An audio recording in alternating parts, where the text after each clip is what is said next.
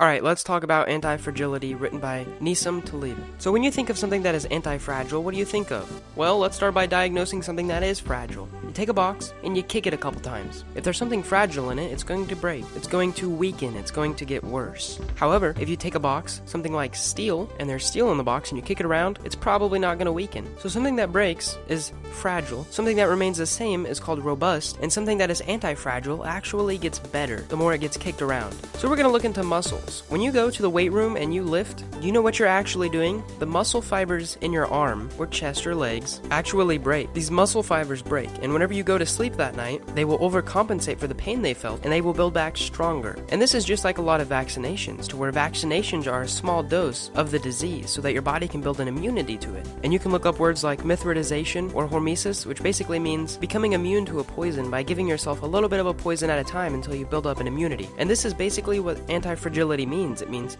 becoming better through your struggles. The author says that us as humans should always crave disorder. Being anti-fragile means being alive. If you take a porcelain cup and you throw it on the ground, it's pretty fragile and it's going to break. However, if you take a human and make them do push-ups until they can't do them anymore, they're going to get stronger. As long as they get enough recovery time, there are two things that can break an anti-fragile structure, and that is far too much stressors or not enough recovery time. Imagine a banker. The banker makes around $50,000 a year, and he always knows that his paycheck is going to come on this Thursday. But what is he relying on? He's relying on his job. Now imagine a taxi driver. He makes around $50,000 a year too. However, he does not always get a paycheck by a reliable source. One day he might make $150, another day he might only make $20. However, his job is very adaptable. So if we look at the banker is pretty fragile, because if the banks start to collapse, he will lose his job. However, the taxi driver is very anti-fragile. He's very adaptable to his situations, and he will always find a way to make enough money. And that is because he craves chaos. He craves disorder. You have to fail to get to success. Let's say that there is no randomness in your life. You wake up, you go to work for 8 hours, you come home, you do the same thing every night, you watch TV for a couple hours, and then you go to bed. You know what this is called? This is called a rut. You are living in a rut. There is no randomness, and your body will eventually start to break down.